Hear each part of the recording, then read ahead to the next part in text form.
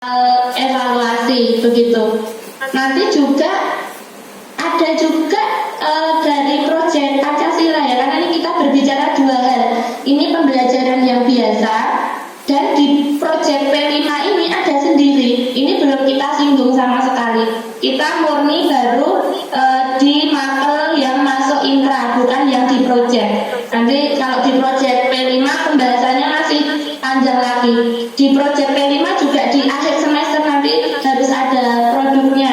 Dalam satu fase kan 216 JP. Nah dalam satu itu di proyek Pancasila.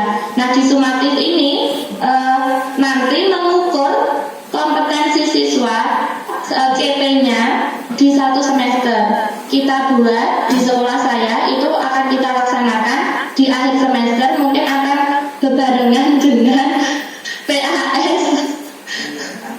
Begitu Bu Aminah. Nah PTS ini gimana? PTS ini kelas 1 dan 4 tidak melaksanakan tes sumatif, tidak melaksanakan PTS.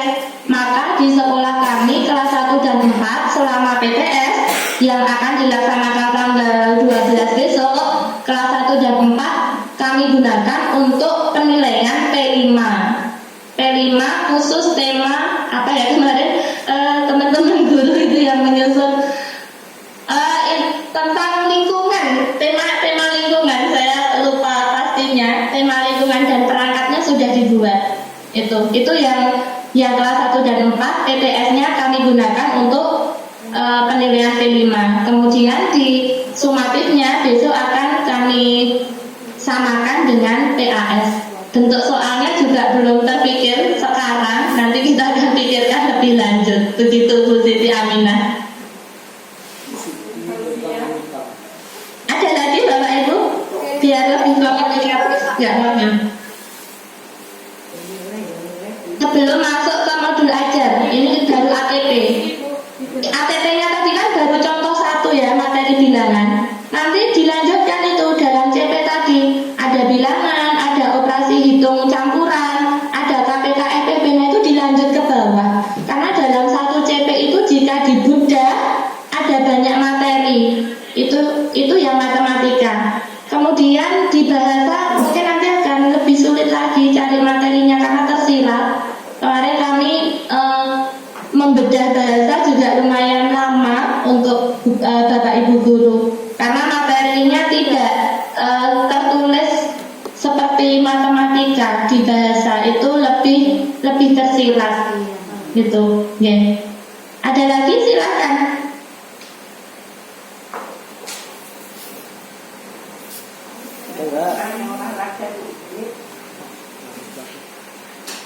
Kalau tidak ada, kita lanjut ke modul aja.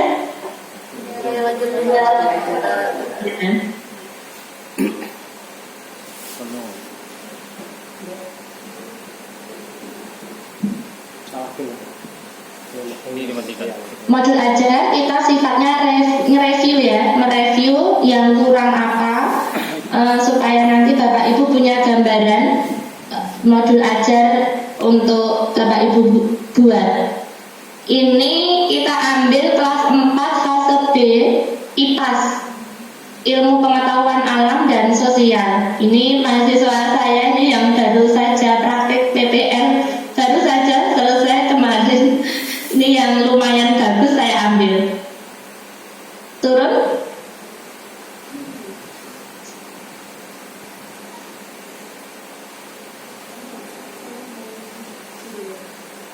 Tolong dibesarkan sedikit Pak.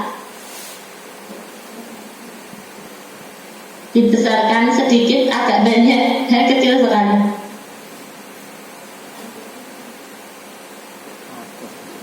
Ini identitas nih, identitas silahkan, tidak ada patokannya. Mau apa yang dituangkan di identitas disilahkan.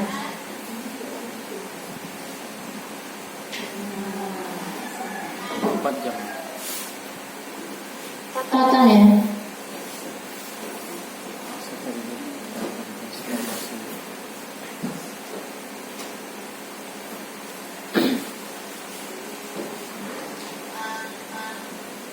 Nah Nah, ini kompetensi awal. Bapak Ibu kita ambil dari CP-nya, dari CP. Kemudian profil pelajar Pancasila, kita ambil salah satu. Ini terlalu banyak menurut saya, satu saja sudah cukup. Ke bawah lagi.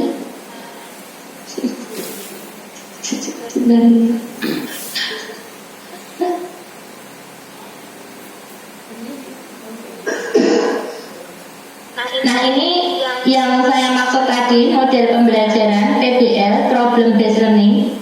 Ini wajib Bapak Ibu cantumkan karena nanti yang akan mewarnai RPP kita di langkah pembelajaran. Kalau model pembelajaran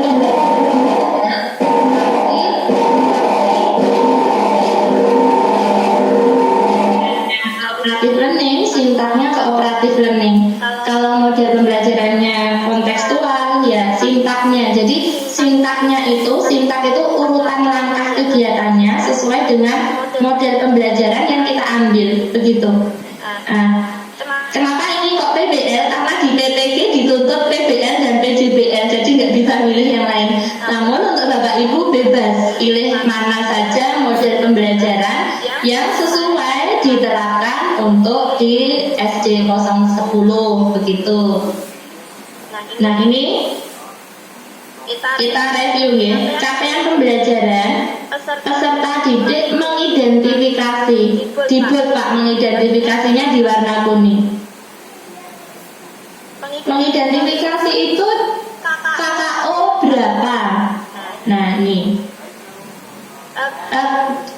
level kognitifnya ini mengidentifikasi itu bisa C1, bisa C2.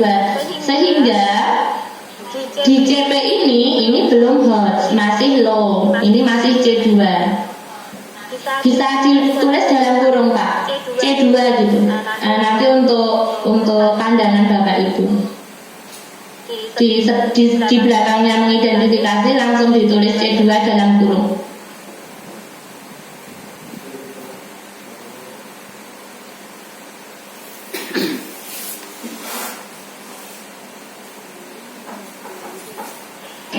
Punten, ini kebetulan kita pakai PDF jadi tidak bisa edit.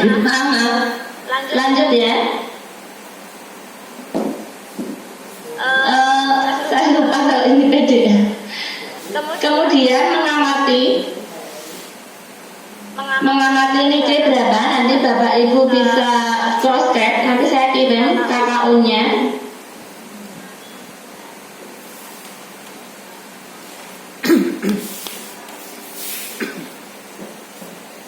Kemudian yang nomor 1 dulu ya, kita ulas dulu Pak. Nomor 1 kita ulas dulu.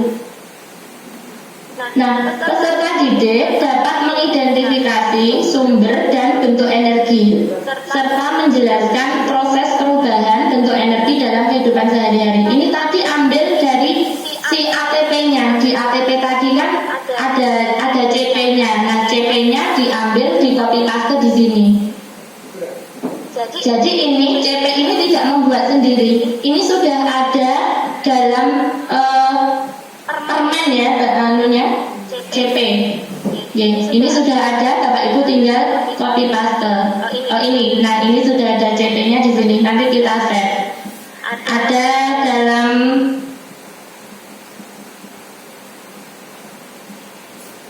Nah, ini sudah ada nih. Lanjut Pak yang tadi. Nanti ini CP-nya kita share ke Bapak Ibu. Ke bawah mengamati. Kemudian ke bawah lagi. Ini untuk satu fase, jadi lumayan luas. Mempertanyakan dan memprediksi. Nah, ini KKO-nya C berapa? Nanti bisa kita lihat. Bapak Ibu, ini agak rancu ya, mempertanyakan dan memprediksi. Kemudian kalimat ini bagusnya di bawahnya saja dengan menggunakan panduan dan bla bla bla bla. Lanjut Pak ke bawah. Karena ini kita hanya cuplik, kita nggak usah ulas. Ini hanya cuplik saja. Nah, sekarang tujuan tujuan pembelajaran dari CP yang banyak tadi, kita akan pilih tujuan pembelajaran untuk hari ini, untuk pertemuan ini. Nah, ini Mbak Yeni memilih mengamati dan melakukan percobaan.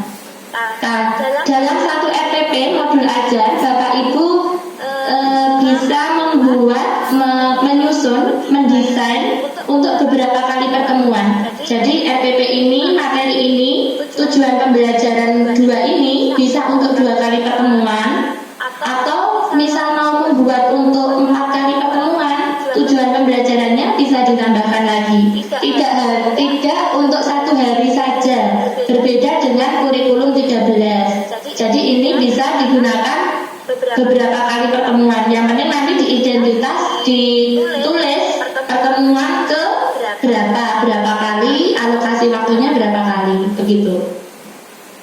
Nah, yang kedua, tujuan yang kedua, peserta didik dapat membuat simulasi transformasi. Membuat ini KKO-nya sudah C6, ini sangat hot. Kalau yang melakukan itu C4, ini hot juga. Jadi yang dipilih Mbak Yeni kedua-duanya sudah mengarah pada berpikir kritis, high order thinking skill gitu. Nah, pemahaman bermaknanya yang dibawa dengan mempelajari dan mengidentifikasi macam-macam transformasi energi, peserta didik menjadi lebih paham bagaimana caranya untuk memanfaatkan energi supaya lebih bermakna, bisa ditambahkan dalam kehidupan sehari-hari, begitu. Karena pemahaman bermakna ini harapannya adalah anak dapat mengimplementasikan di luar jam pelajaran, di rumah ataupun di kehidupan bermasyarakat. Aku zoom, silakan. Selanjutnya, Bapak Ibu yang pertanyaan pemantik. Nah, pertanyaan pemantik ini mengacu kepada pemahaman bermakna. Menurut saya pertanyaan pemantiknya Mbak Yeni ini masih kurang pas, gitu. Jadi mengacu supaya anak itu bisa berpikirnya mengarah ke pemahaman bermakna. Kalau pemahaman bermaknanya untuk menjadi paham bagaimana caranya memanfaatkan energi, berarti pemantiknya tidak langsung ujuk-ujuk itu bahasa Indonesianya menuju ke bagaimana caranya, tapi diawali dulu pertanyaan yang nantinya mengarah ke sana, begitu. Ini untuk pertanyaan pemantik, okay? Lanjut ke bawah.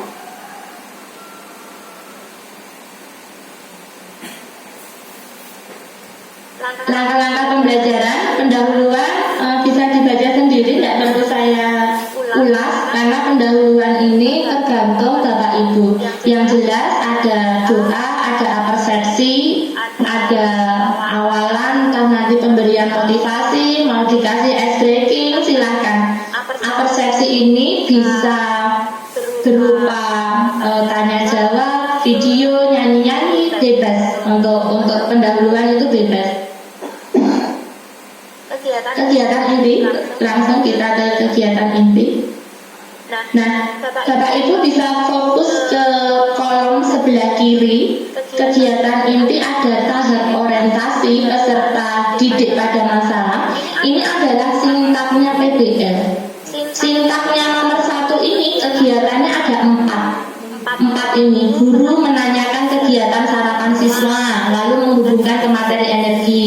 Orientasi pada masalah. Siswa disajikan satu masalah yang harus diselesaikan. Siswa diminta mengamati video tentang manfaat sarapan. Nah, ini yang tidak pas adalah poin nomor 3, guru.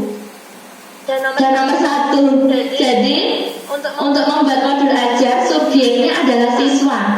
Karena harapannya pembelajaran yang Bapak Ibu laksanakan adalah student center, bukan teacher center, sehingga subjeknya siswa. gitu. Siswa melakukan tanya jawab, misalnya begitu. Siswa menggali pengetahuan begitu dengan pertanyaan pancingan dari guru, misalnya begitu. Namun subjeknya adalah siswa, student center. Nah, tahap yang kedua, mengorganisasikan peserta didik untuk belajar. Dalam mengorganisasikan ini kurang pas ini punya Mbak Yeni. Dalam mengorganisasikan ini isinya adalah siswa dibagi ke dalam kelompok, disiapkan LKPD-nya, kemudian diberikan petunjuk nanti langkahnya. Jadi di pengorganisasian ini penjelasan atau pembagian kelompok jika memang dibutuhkan. Jadi ini menampilkan video ini harusnya masuk ke orientasi tadi. Kemudian poin ketiga, membimbing penyelidikan. Nah, yang poin 7 ini harusnya masuk ke tahap 2. Tapi poin 7 ini malah masuk ke tahap membimbing. Ini masih kurang pas juga. Di membimbing penyelidikan ini siswa sudah berdiskusi. Kalau toh mengamati video, siswa mengamati video, kemudian menyelesaikan masalah secara berkelompok. Bapak Ibu guru bisa berputar ke kelompok secara bergantian gitu. Jadi langkah kegiatan di 7 dan 8 ini masuknya ke tahap 2. Membimbing penyelidikan kelompok, ini kegiatannya harusnya yang seperti saya sampaikan tadi. Nah, kemudian tahap yang keempat, menyajikan hasil karya. Menyajikan hasil karya ini anak-anak mempresentasikan apa yang sudah didiskusikan, hasil diskusi. Kalau membuat suatu produk bisa dipresentasikan produknya. Kalau mengamati bisa dipresentasikan hasil pengamatannya. Cara presentasinya monggo dipersilakan Bapak Ibu lisan atau tulis di papan, kemudian ada tempel-tempel begitu supaya lebih menarik. Atau setiap kelompok ini nanti misalnya kelompok ada di masing-masing sudut, di setiap sudut sudah ada tempelnya, kemudian anak sudah nempelkan hasilnya, kemudian mempresentasikan di kelompoknya tersebut, kelompok yang lain mengamati. Ini memberikan tanggapan juga diarahkan. Tanggapan itu macam-macam nih, kalau anak SD bisa dengan bintang, bisa dengan apa, emot apa, seperti itu sudah tanggapan. Atau bisa juga menuliskan pertanyaannya di situ. Jadi presentasi ini kemasannya dipersilahkan Bapak Ibu disesuaikan dengan karakter anak. Kalau kelas 1 presentasinya gimana, kelas 4 bagaimana gitu. Tapi semua kelas bisa melaksanakan presentasi. Jadi mindset kita bukan kelas 1 mau presentasinya gimana ya ala anak kelas 1. Nah, yang kelima, menganalisis dan mengevaluasi. Ini kegiatannya tadi, setelah sudah dikasih tanggapan, Bapak Ibu guru membimbing, memandu untuk merefleksi. Ini gimana? Jawaban kelompok ini sudah betul atau belum? Tanggapan dari kelompok ini bagaimana? Nah, seperti itu sudah menganalisis proses pemecahan masalah. Redaksi kalimat dalam modul ajar persilahkan. Yang penting subjeknya adalah siswa, begitu. Turun? Saya sambil minum ya Bapak Ibu. Aman kantor.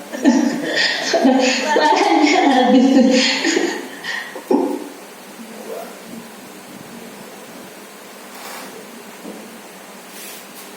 Kegiatan penutup juga dipersilahkan. Dalam kegiatan penutup ada refleksi. Kalau tadi kan refleksi kelompok, tapi di refleksi kegiatan penutup ini refleksi secara keseluruhan pembelajaran yang telah dilaksanakan. Ada umpan balik, syukur ada reward untuk kelompoknya tadi yang paling aktif misalnya, atau apa saja. Kesimpulan juga di kegiatan penutup. Ada tugas tindak lanjut untuk di rumah, ada di kegiatan penutup. Nah, tes formatif tadi, asesmen formatifnya itu di mana dilaksanakannya? Dilaksanakannya ketika anak tuh diskusi kelompok. punya pengamatan setiap anak, itu Bapak Ibu guru sudah melakukan asesmen formatif. Ya, tampaknya sudah cukup sampai penutup. Kita ke bawah.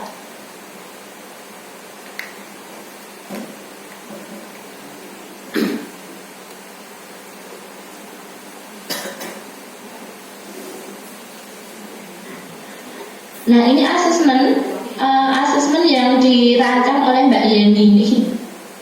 Asesmen diagnostiknya di awal.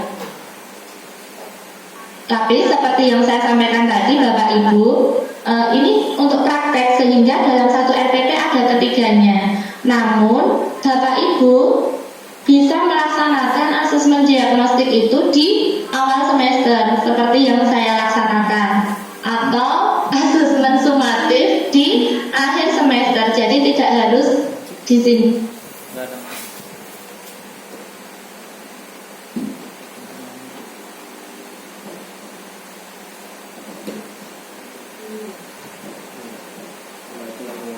Gak jadi transfer kok.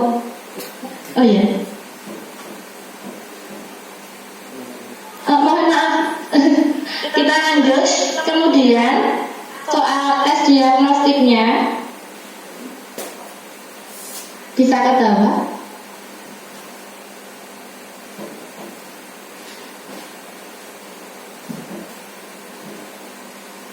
Nah, ini kan diagnostik karena untuk keperluan PPG, jadi materinya sesuai materi yang ada di RPP.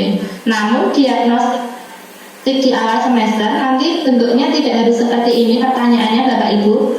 Di kelas 1 misalnya diagnostiknya, Bapak Ibu ingin tahu sejauh mana itu anak bisa mandiri, pakai baju sendiri, mandi sendiri, itu juga bisa mengukur untuk kemandirian siswa, mengukur psikomotornya, bisa nggak anak itu lompat, bisa nggak anak itu pegang pensil.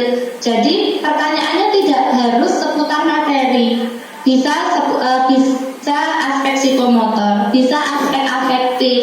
Kalau anak marah, apa yang dilakukan gitu misalnya, atau kalau anak tidak selesai pekerjaannya, lalu bagaimana. Nah, itu termasuk asesmen diagnostik untuk mengetahui segala aspek, bisa aspek kognitif, aspek afektif, dan aspek psikomotor. Ini untuk keperluan PPG sehingga diagnostiknya kognitif, begitu. Namun kalau Bapak Ibu nanti untuk di awal semester itu bisa untuk mengetahui apa yang ingin Bapak Ibu ketahui supaya nanti tepat sasaran cara mengajar ke siswa.